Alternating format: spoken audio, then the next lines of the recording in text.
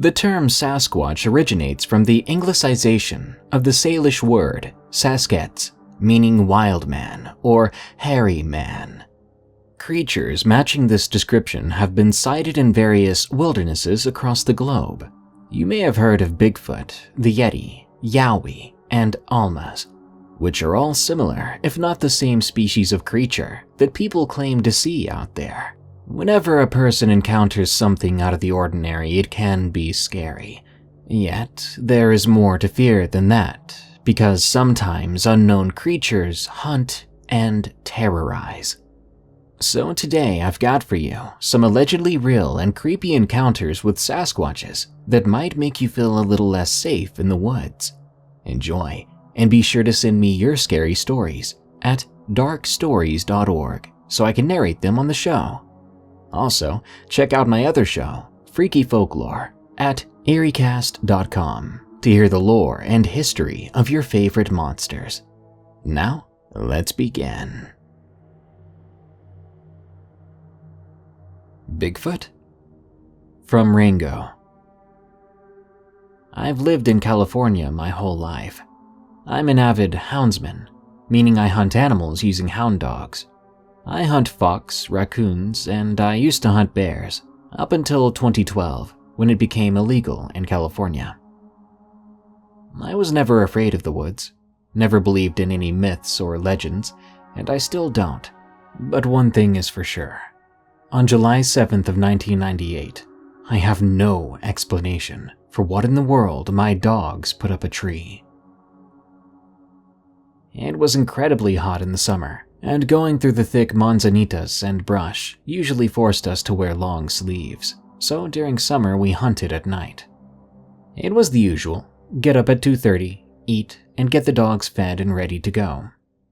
I loaded the dogs in the truck and headed to my favorite spot. It was the roughest country around, so no one really hunted it, making the bears quite abundant in there. You may leave your truck at 5 in the morning to go to a tree and not get back till 8 in the afternoon. Anyway, I got up into the mountains. I put the telemetry tracking collars on my dogs so I could know where they were. After about 45 minutes of driving around, I noticed the dogs could smell something. I figured it was just a cold bear track, so I turned them loose and taunted them to run it. They walked the track for about an hour before they took off barking like bats out of heck. I could tell that they had caught up to it and were on its tail. The race was over quickly and the dogs were treed, meaning whatever they were chasing stopped and climbed a tree, and the dogs will sit at the tree and bark at it. I could hear them deep in the canyon, so I packed my gear and headed in. About halfway there, my heart skipped a beat. I could hear something clear as day screaming and roaring like an African lion. So I got there as soon as I could, the whole way listening to this deafening sound that sent chills down my spine. I finally got there.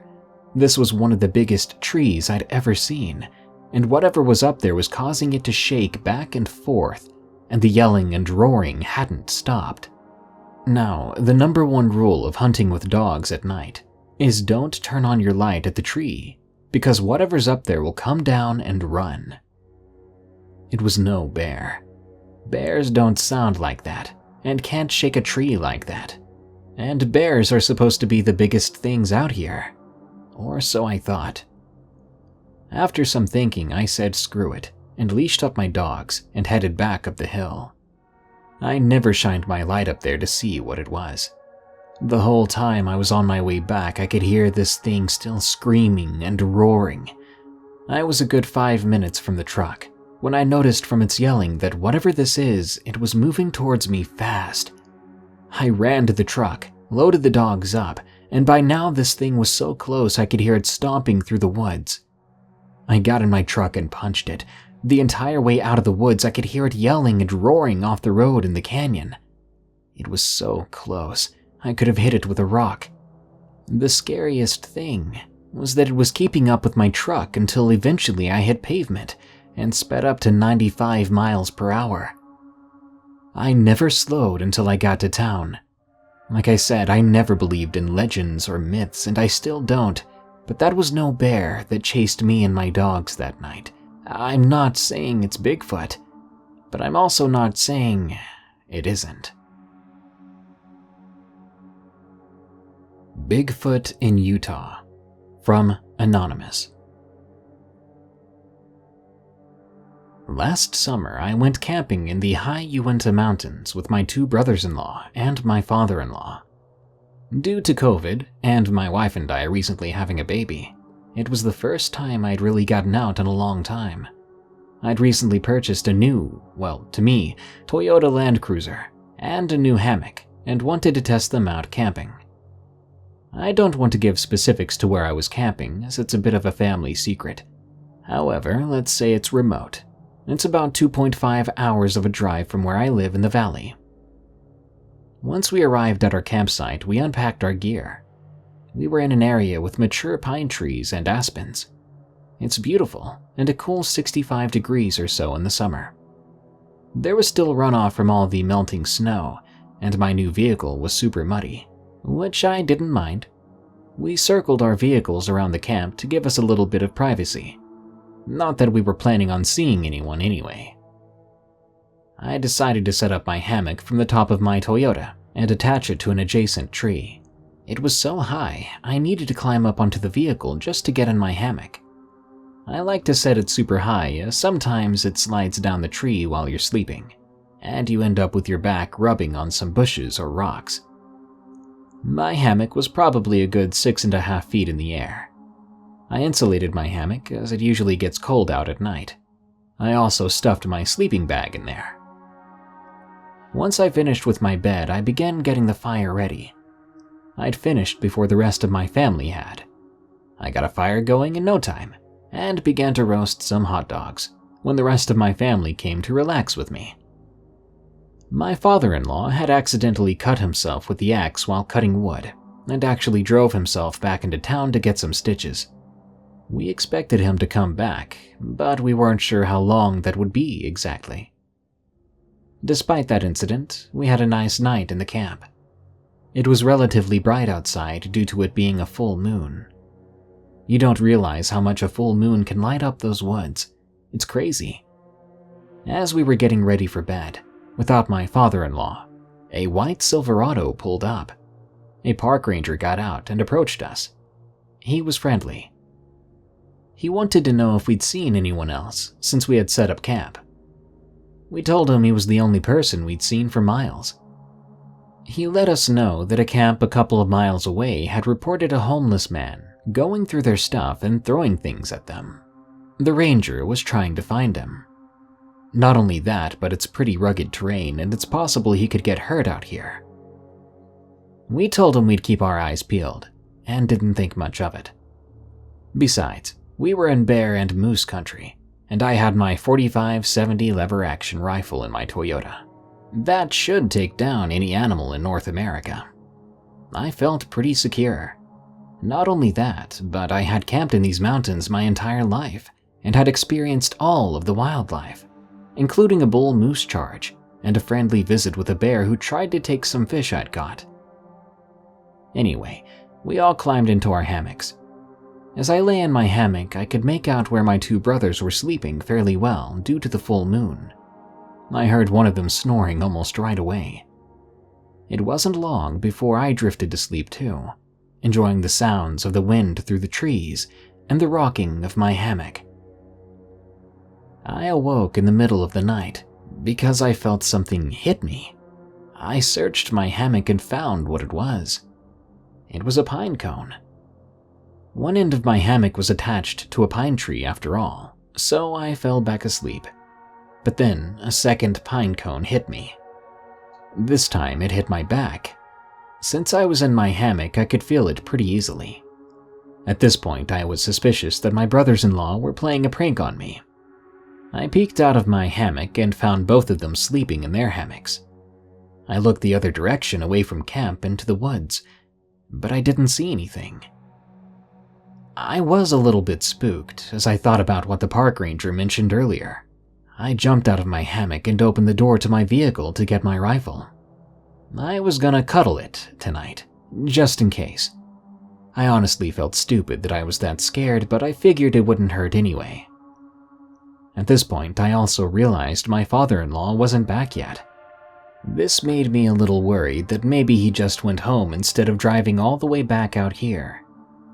Or maybe he got stuck in the mud.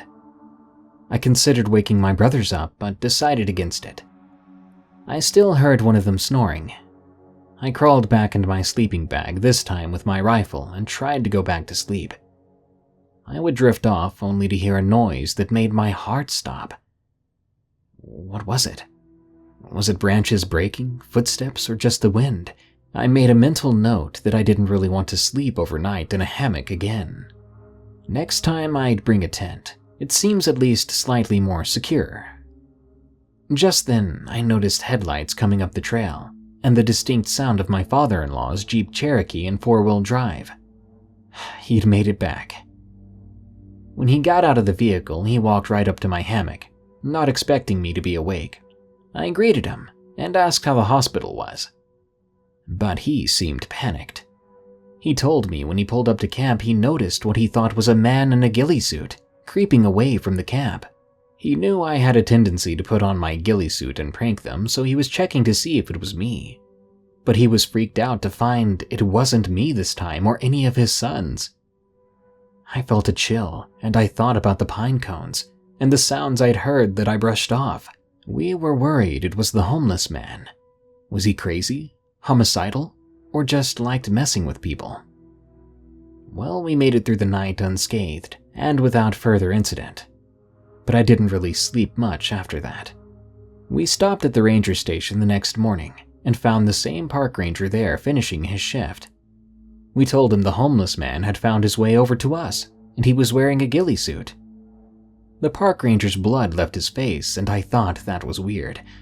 It was just a homeless dude after all, right? What's the big deal? Well, at this point it had dawned on me that perhaps it wasn't a homeless man at all. Rather, a Bigfoot. The Uintas are teeming with legends of Bigfoot, and the legendary Skinwalker Ranch isn't super far from where we were. Strangely, the ranger didn't have much to say after that. I didn't tell my father-in-law what I thought, as he had mentioned to me a while earlier that he doesn't believe in Bigfoot and thinks it's foolish. So I didn't want to look dumb, but to me, it really seems rather Bigfooty. A Canadian horror story from Sugarlump. When I was little, my entire family would rent a huge cottage every summer in Haliburton, Ontario. It was a week-long family reunion that was super fun for us kids, but now that I'm an adult, I shudder at the idea of being crammed in one house for a week with 20 other people. When I was about 10, we rented a cottage on a lake that bordered some protected land, so there were no cottages on the opposite side of the lake, just a really tall hill. The lake was not very wide, so the hill was quite close in view. It was so serene and beautiful. A few days into our stay, there was a collective effort to go golfing for the afternoon. My grandmother and I were the only two people who stayed behind, as we relished the idea of peace and quiet, and to avoid golf. My grandma decided to take a nap on the couch while I sat on the dock listening to the water while doodling in my sketchbook. Just as described by so many outdoor paranormal events, everything went silent, extra silent. One moment you could hear the birds, insects, and trees rustling. The next it was as if I had gone deaf, but the water continued to gently touch the wood of the dock. I'm going to sound crazy in the next part.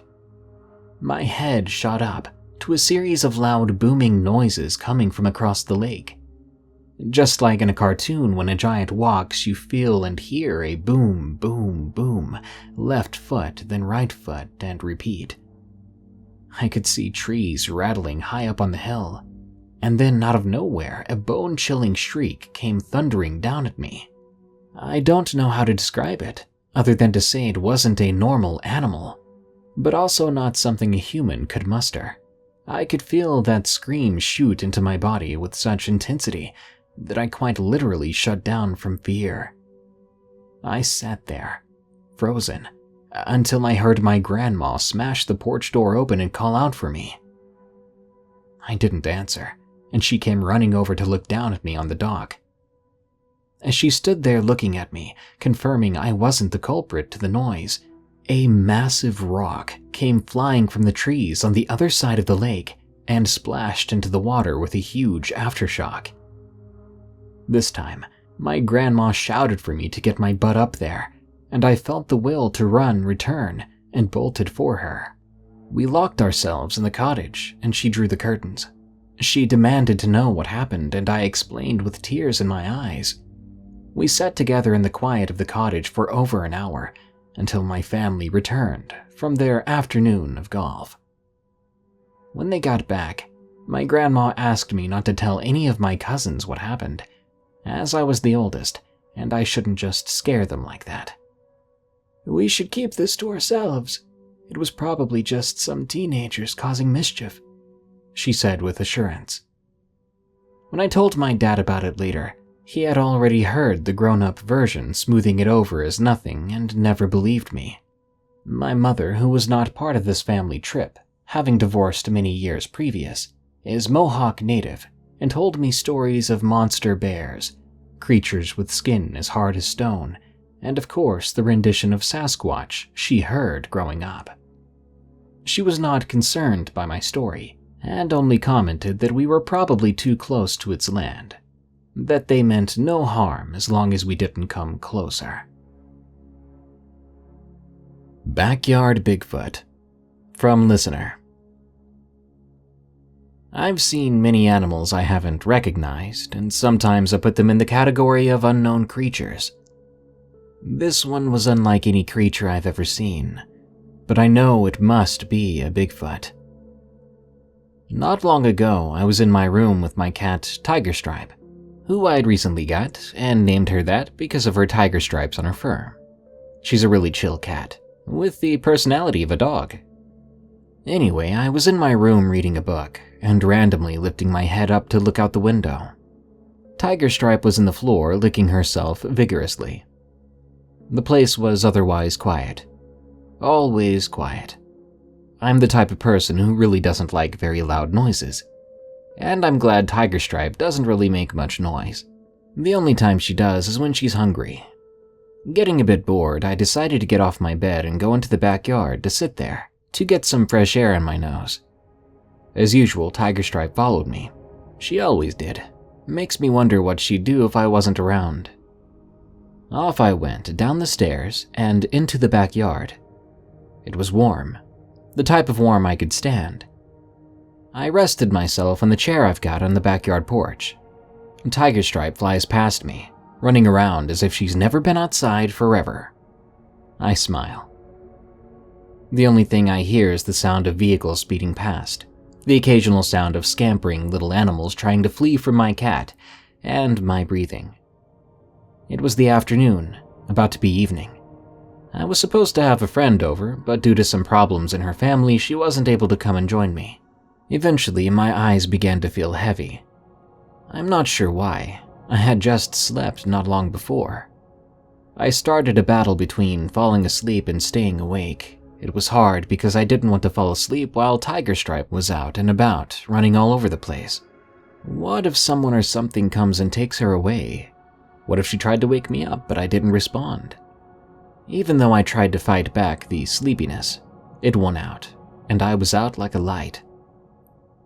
I don't even think it was long before I felt paws on my face. Tiger Stripe. I instantly remembered I was watching my cat, and I shot up. It seemed that she was looking relieved that I was awake. But I wasn't relieved. The next thing I knew, Tiger Stripe started to meow frantically and hissed to her right. I've never heard her hiss like that before. Yeah, she's hissed before, but not in this way. All her fur shot up, as if it was going to fly up in all sorts of directions. Her teeth were fully exposed. I even saw a trickle of drool drip down her mouth, as she had the most demonic glare I've ever seen. Something was wrong. Tiger Stripe began to move, and something in me told me to follow her. So I did. She soon led me to the right side of the fence. She was frantically looking back at me, then back in that direction, as if to tell me, "Do you see that? It's right there, it's right there. But I didn't yet see anything. I know cats can see better than people, but I stay still as Tiger Stripe starts to hiss loudly again. Finally, I saw it. This thing, whatever I was looking at, was about 7 feet tall. My mind automatically went to Bigfoot, as it matched what a Bigfoot looked like. Tall, hairy, huge. It stared down at my cat. I don't know if it was glaring at her or just taking a look at her because of its hair covering its face. Then it looked up to me. No, it didn't have the cliché glowing eyes people often describe on unknown creatures. It was making this huffing sound, as if it had just run 10 miles. Then I remembered I had my shotgun upstairs in my room, but it was too far. At least this Bigfoot began to slowly walk further away from where me and Tiger Stripe were, and as it vanished, Tiger Stripe began to calm down and walked back into my house quietly. I did the same, this time following her instead of her following me. That night, I thought about all the situations that could have happened there. Maybe the Bigfoot was just there not to bother anyone. Maybe it was hungry and it set its eyes upon my cat to feast upon her, or to prey upon me. But I'm very thankful it didn't attack. Who knows what would have happened if it did. The Snowstorm, from Dutch Vanderland 5. It was 1987. I lived in a very isolated area, which some can see as a good thing and others see it as a bad thing. I personally find living in an isolated area better than living in the city. You just have so much more freedom, but also much more danger. One of these dangers was wolves that ran past my house on occasion, but I didn't think much of them, as I always scared them away with my rifle. A couple of miles down the road is a small village, which I had many friends living in. The elders always told stories of the Yeti. They always said to never go out at night, otherwise the Yeti would catch you. I didn't think much of these stories, as I'd been out hunting at night many times, and I had never seen a white ape-like creature that kills people. One night I'd run out of supplies and went out to hunt a deer. I grabbed my rifle and went out. Once I got what I left for, I began traveling back home with the deer on my back. I was pretty stocky back then, and I did this for many years, so everything was going normally until I noticed something strange. I heard and saw nothing. No deer, no wolves, no bears, no wildlife. And I had this sudden gut feeling that told me I needed to get home as quickly as possible. I listened, and when I made it back, I forgot about the feeling pretty quickly. That night I prepared the deer and cooked some of it. Nice and tasty, and it would keep me fed for a while. A couple of days later, I went out hunting deer again. I went to a spot where I knew a lot of deer gathered to eat, but nothing was there, and as I sat there waiting, nothing came. Suddenly I got this weird feeling again, as if I was being watched, but I needed food, so I stayed a bit longer, hoping and waiting a deer would come. Eventually I spotted one. I killed it and made my way home. Once again I prepared the deer, cooked some and ate it, and I put the remaining pieces in my fridge. I decided to go to bed. I woke up a couple of hours later, due to what sounded like ticking on the window. I grabbed my gun and looked around. I wanted to go outside and investigate, but my gut feeling was back. It told me that if I went out, I would never see the light of day again. Eventually, I went back to bed, but once I'd laid down again, I saw something through my bedroom window. A hand. Carefully, slowly, and quietly I walked over to it, and I saw what was out there. A large creature covered in white fur. It saw me as soon as I peered out the window. It had blood all over its mouth. I ran outside and shot at it, but it managed to get away. I think I may have wounded it, as there was a big trail of blood, but I decided not to pursue it, and I got back into my house, unable to sleep the rest of the night. After all, that blood came from somewhere, and if my shot had missed, then that wasn't its blood.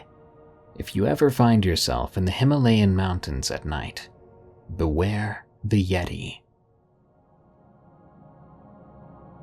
Pagan Sasquatch, from AlyssTheSlugQueen. I was cherry picking with a couple of friends. We'll jokingly call them Ben and Jerry. It was the summer of 2015. One night, in between moving to another orchard, we chose to camp somewhere to take a break from the work. We walked into a little-known park in the forest at sunset, so we didn't have much time to find a camping spot. Off the path, we found a nice forested area with an opening in the trees, where the others could fit their tents. There was a couple who joined me and my two friends. Ben and Jerry both offered that I could sleep in their tents, but to avoid any awkwardness, I said I was fine with just my sleeping bag, especially since I didn't notice any bugs around either. That night we made a little fire along the creekside on the rocks, cooked some canned foods, and drank a little bit of wine. The moonlight was so bright that we didn't even need a fire to see clearly. We walked back into the forest just several meters away and went to sleep.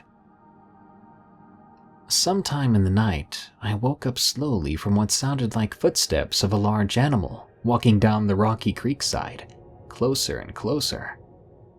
The steps got so loud that I started to fear the size of this animal. At this point, I was fully awake. The rocks around there were pretty large, so this thing had to be massive to make those sounds. I assumed it was a bear, and that I'd be okay. Hopefully he would just sniff me and leave, but then I turned over and realized I'd left all my food just sitting out, like the carefree hippie I was. Imagining the bear getting that close to me, I started to panic. I was terrified. At this point, I could hear this animal walking off the rocks and onto the dirt path into the forest where we were camped, just meters away from my feet. I could hear it right freaking there.